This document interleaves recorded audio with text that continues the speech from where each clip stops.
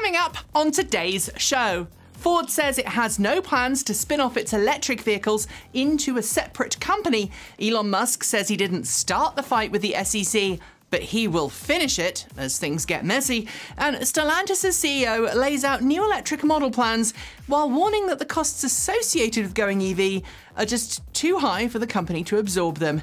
And that means, we think, more expensive vehicles. These stories and more coming next. Welcome back to Transport Evolved News, or TEN for short. I just want to give a quick shout out to everyone that we met this week at the Portland International Auto Show and the Archimoto Ramp It Up event. It was wonderful meeting you all. Don't forget to hit the subscribe button and ding that bell, and I'll tell you how to support the channel later in the show. Today's show is sponsored by the Electric Vehicle Association. Join up to support the electrification of transportation and get the help you need to finance your own clean energy or transportation future. For the last month or so, there have been persistent rumours suggesting that Ford was considering spinning off its electric vehicles into a separate business. This week, Ford's CEO, Jim Farley, put those rumours to bed. During an appearance at a Wolf Research conference, Farley said, quote, "Despite the press speculation, we have no plans to spin off our electric business or our ICE business," end quote. Instead, he reiterated, Ford is focusing instead on focus and capabilities, expertise and talent. Ford, like many legacy automakers, has been under increasing pressure from Wall Street analysts to cash in on the growing investment bubble surrounding the EV market by coming up with a brand new electric-only brand and letting it behave like a startup. In deciding not to spin off, though, we think this says a lot about Ford's hopes for the future of EVs. The second-generation Nissan LEAF, 5 years into its production, is getting a mid-cycle refresh. For those who don't know, that's the point in a vehicle's production lifespan where the underlying mechanics of the vehicle stay largely unchanged, but a few styling differences are pushed out, inside and out, to make it look less dated.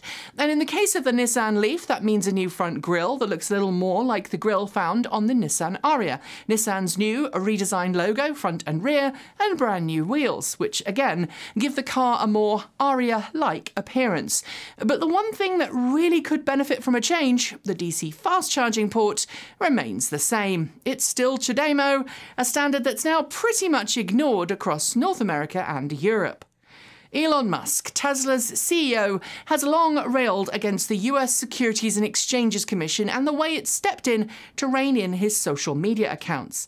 The SEC is unhappy with Musk using Twitter to make statements that may have a material impact on Tesla's share price. Musk and his lawyer have hit back, claiming that the SEC is infringing on his freedom of speech and harassing him, claiming it's corrupt since it failed to distribute fines Tesla, actually Musk, paid over the now infamous going private at 420 tweet to Tesla shareholders. The Wall Street Journal claimed this week that the SEC is investigating Elon and his brother Kimball for insider trading, after Kimball sold $100 million of Tesla shares the day before Elon's infamous 420 tweet. While it did not comment on the Wall Street Journal article, the SEC says the complexity of the case means that it's taken longer than expected to distribute the proceeds of the fines to Tesla shareholders. Meanwhile, Musk says that he's been working on a case against the SEC, adding, quote, "I didn't start the fight, but I will finish it," end quote. This one will drag on, I think. Back in April 2021, Polestar unveiled what it called the Polestar Zero project, a goal to make a climate-neutral car by 2030. And since then, the company has been building a team of engineers and scientists to help it achieve that goal. It has commitments from SSAB, Hydro, ZKW, Autoliv and ZF to research and implement ways to reach zero emissions for future vehicle production. And now it's opening up its research to a wider base. In a news release on the company website, Polestar issued an open call for research and collaboration, be they from independent researchers, universities, suppliers, governments, entrepreneurs, investors, experts, investors, or authorities. The call for participants will remain open between February 23rd and March 23rd. In May last year, Tesla announced that it was no longer building its Model 3 and Model Y with radar sensors, instead choosing to switch its autopilot hardware to a completely vision-based camera system instead.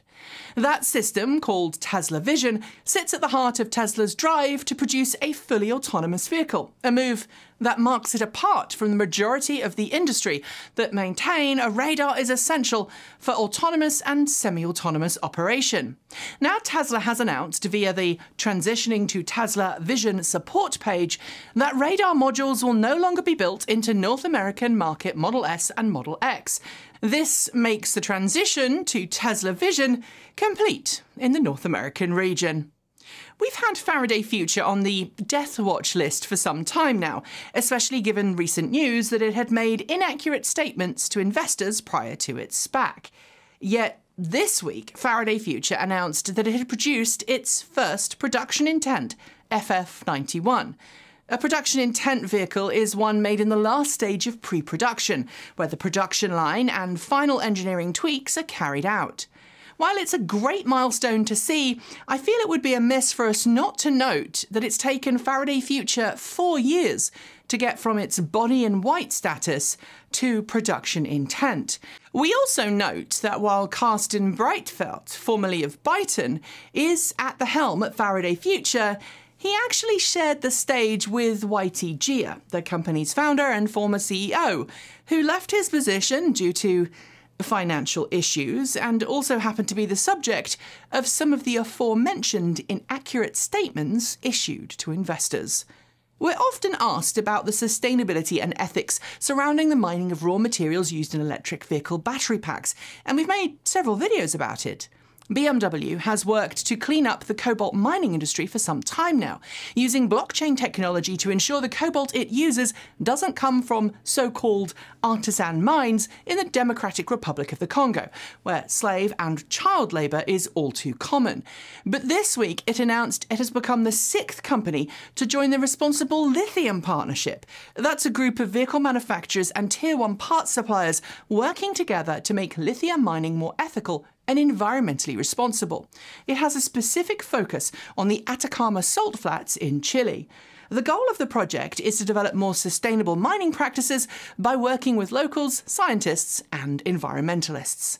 As we approach the official switch-off of 3G networks in the US, more and more EV owners face losing their cars' remote connectivity.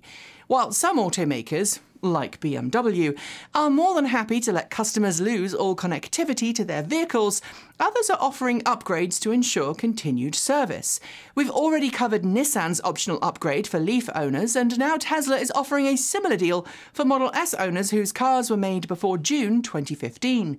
In a letter to customers, Tesla says it will upgrade affected customers' cars for $200 plus tax, which, while it's an extra thing to pay for, will mean that all pre-2015 cars that do get the upgrade will be able to continue to benefit from the legacy premium connectivity package that all early Model S's had as standard. Stellantis held an investor call this week to report the second half and full year 2020 earnings. And while there was some good news, confirmation that Fiat will go all electric very soon and a production commitment to an electrified Jeep and Dodge badged vehicles, company CEO Carlos Tavares yet again reiterated that going electric would cost a lot of money.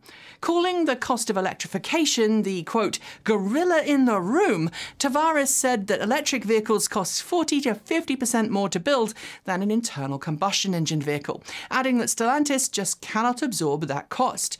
What does this mean? Well, essentially, Stellantis is sending up a warning flare that it expects the cost of its vehicles to go up, not down, when it switches to electric. That's something, though, that other brands appear to have avoided. Following on from the official GigaFest and country fair at Tesla's Giga Berlin last year, ostensibly to celebrate the end of construction, even though construction continues to this day, Elon Musk confirmed this week that Tesla will hold a GigaFest at the Austin facility in Texas on April 7th. While details of the event have yet to be laid out, we can expect the event to be very similar to the event held in Berlin in October last year, with tours and attractions for Tesla fans to enjoy. The event will likely be invite-only, and since the GigaFest in Berlin didn't happen inside a finished facility, i.e. don't expect the factory to be fully completed inside, even if some of the parts are already finished. And as an aside, no, we won't be going, due to the ongoing attacks on voting rights, reproductive health, and LGBTQ+ people by Texas Governor Greg Abbott and the Texas legislature. This channel is boycotting all Texas-based events. Coming up next, short shorts. But first, have you considered becoming a supporter?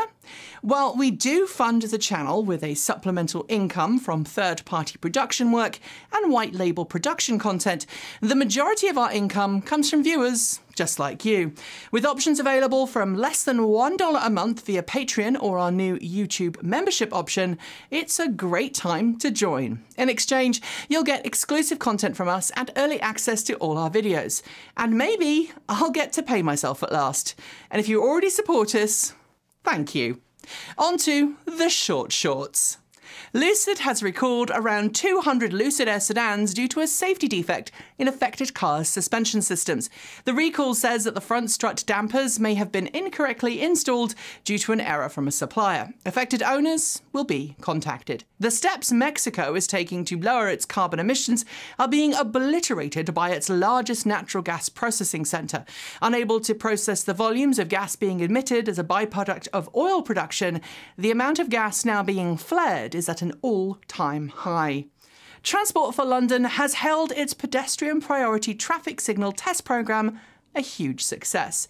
It reprogrammed traffic lights to give pedestrians priority, only turning red for pedestrians when a car was detected. The trial increased the number of people walking in the city.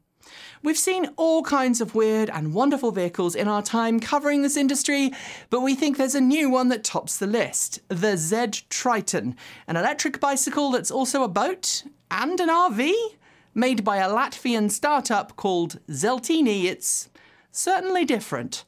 MG has quickly become a leader in affordable, no-nonsense vehicles across Europe, and this week it teased a new electric hatchback model called the MG4. It's technically a hatchback, but it's got crossover looks, and the first official reveal is due very soon. The Norwegian postal service is moving full speed ahead with its plans to go all electric for its delivery vehicles. While 37% of its fleet is already powered by renewable energy, it's ordered 29 new battery electric FL and FE trucks from Volvo. The US Postal Service has issued its official record of decision and record of environmental consideration, confirming that it will continue to buy gas-guzzling trucks rather than electric ones, despite pleas from Capitol Hill. It's a single-finger salute to the environment and the White House. MTR Western and ABC Travel have completed a 1,700-mile, 2,700-kilometre road trip from Newark, California to Seattle, Washington in a VanHool CX45 E electric motor coach. It shows that long-distance electric bus travel is possible. Electrify America has partnered with Kia to ensure that new owners of the just-launched Kia EV6 can test out the car's ultra-fast charging capabilities for free. From now on, every new Kia EV6 will come with 1,000 kilowatt-hours of free power from Electrify America. Renowned Tesla white hat hacker Green the Only has uncovered new references in Tesla's latest software rollout that suggests the company might be about to offer Model S and X owners the chance to forego a yoke in preference to an old-fashioned steering wheel. Watch this space. Not to be outdone by Kia, Toyota has just announced an agreement with EVgo that will see the BZ4X customers get 1 year of free charging on the EVgo network. We'd love to say we've had a look at the BZ4X, but Toyota wouldn't actually let us near it at the local auto show. Lightning E-Motors has completed the planned expansion of its Loveland, Colorado production facility. The company has more than doubled its production capabilities and says it hopes to increase production capacity even further over the next 3 years. Dongfeng's subsidiary company Voya is preparing to bring its free electric SUV to market in Europe. It's offered in China today with 3 different drivetrain options, including a variant with a range extender. And no, despite the name, it ain't free. Electric truck startup Atlas says it signed a collaborative agreement with a US military supplier to design and produce conversion kits for existing military vehicles, like diesel and gasoline-powered Humvees. Kits will be based on the platform underpinning its XT truck. Wetricity has announced a new aftermarket product to give electric vehicles wireless charging capabilities. Currently, its system, capable of charging an EV at up to 11 kilowatts, is available for the Tesla Model 3, but more models are promised very soon. Tesla has settled with the US EPA over Clean Air Act violations at its Fremont production facility. Tesla stands accused of failing to perform monthly emissions calculations for the coating operations at Fremont, as well as failing to keep proper records. Tesla's fine totaled $275,000. Solid-state battery specialist QuantumScape has completed its expansion into the Asia-Pacific region by opening a brand new subsidiary company in Kyoto, Japan. The company says it's begun building a team of engineers and scientists who will work there. Lotus, known for its sleek, sexy sports cars and engineering prowess, has teased a new vehicle of what it says is its Type 132 crossover. Honestly, though, as a Norfolk gal, it makes me sad that Hethel's finest is making a crossover, even if it is electric. If attacking voting rights, reproductive health, and trying to criminalise healthcare for trans kids wasn't enough, the state of Texas is now considering a new tax on all electric vehicles. It could cost EV owners upwards of $200 a year, more than double that if you drive a lot. As it aims to bring its Lightyear One towards production, Lightyear has announced a new Europe-wide tour. Planning to visit cities across the EU, the tour is due to start this week in Spain, and Lightyear says it wants to hear from cities who would like to get a visit. Northvolt has announced its latest production facility will be built on the site of a former paper mill in Sweden. The facility will produce up to 100 gigawatt-hours of cathode material every single year to supply the cell production facilities that Northvolt is building across Europe. Kia has revamped the Niro EV for 2023, and while the specs aren't out everywhere, we do now know what the European WLTP range is going to be. The refreshed car will get upwards of 287 miles, 463 kilometres, on the WLTP test cycle. Expect EPA ratings to be lower. DeLorean says it's readying a concept car for debut at the Pebble Beach Concours d'Elegance in August this year. It will be an entirely new car based on the original design that will be built and sold in small numbers. And yes, it will be electric. After years of producing photovoltaic solar panels, LG Electronics, slipping company to LG Energy, has said it will cease all solar panel production. Instead, it says it wants to focus on other products, including battery storage and energy management systems. Rumours are flying, boosted by a Reuters report that Tesla is planning to build a second gigafactory in Shanghai. If true, Tesla has declined to comment on the story. This could more than double Tesla's Chinese production capabilities and likely make it much easier to get in a Tesla.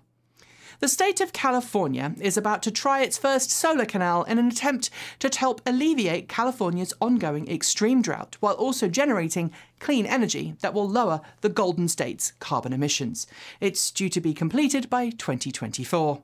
US EV sales during the last quarter of last year are in, and they show a massive rise in the number of people buying an EV. Year over year, 21% fewer cars were sold, but 72% more electric cars were sold, with Tesla leading. Duke Energy has announced a new all-you-can-charge option for EV owners in North Carolina. For just shy of $25 a month, you can charge as much or as little as you want, but unlike the all-you-can-eat buffets, this plan won't come with an associated weight gain. The Siemens has unveiled a new EV charging concept structure that it says will help deploy rapid charging where it's needed in just 3 days. Unlike traditional rapid charging infrastructure, this system relies on an overhead gantry connecting the individual stations. The Universal Technical Institute has launched a new electric vehicle technician training program to help engineers and mechanics train for the future of the car. The program will be offered at its 3 campuses in California and will be expanded to other campuses from there. The Mumbai EV cell opened this week in India. Backed by local government, it aims to help promote the transition towards electric vehicles in the region. It will create a network of charging stations, support battery development, and accelerate EV adoption region-wide. And those are your shorts. There will be more next week. After debuting its vehicles to a North American audience at the LA Auto Show and CES, Vinfast has announced it intends to launch a California roadshow to engage with potential customers. The roadshow was already ongoing, and the company says it began in Los Angeles and travelled north to San Francisco, letting both the media and potential customers experience its vehicles for the very first time.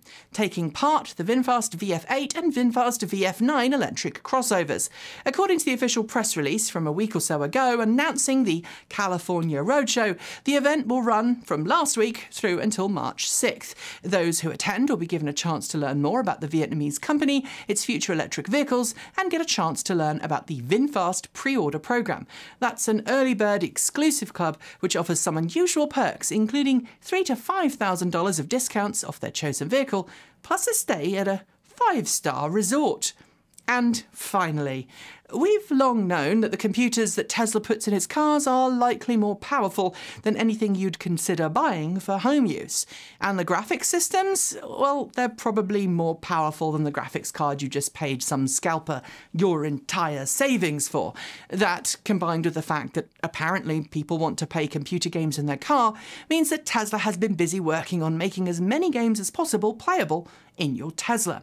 This week, Elon Musk said on Twitter that the company is working to try to make every single game that's currently available in the Steam store playable in a Tesla. And we'd assume that means everything from Cities Skylines, which I love, and Forza Horizon 5, through to CSGO, and yes, as Elon confirmed on Twitter, Cyberpunk 2077. It sounds really great if you like gaming, but frankly, I just want EVs to be more affordable and a little bit simpler. I mean, I have an old PS4 at home, and I barely get time to play on that. And when I do, it works just fine. And on that note, we're done for the day. But before I go, a huge thank you to the Electric Vehicle Association for sponsoring today's show. They have been advocating for electric vehicles since 1967 and firmly believe that our future depends on us making the switch to clean, green electric cars today. The EVA can help you find someone near to you that can help you make your own switch to electric. It can help you become an EV educator, and it can point you in the direction of monthly meetups for like-minded EV fans. And if you become a member, you'll gain access to a brand new clean energy and EV loan program set up between the EVA and the Colorado Clean Energy Credit Union. You can find out more by heading to electricauto.org. Don't forget to hit subscribe and the bell for this channel, and for our second channel, Transport Evolved Take 2. And if you're not already a channel member or a Patreon supporter, please consider becoming one. Or you can send us a tip through Ko-fi or Bitcoin, or you can check out our cool swag store. Because YouTube is promoting shorts above everything else, we've frankly been feeling the advertiser burn. We'll be back soon with more content on the channel, so enjoy your weekend, and as always, keep evolving.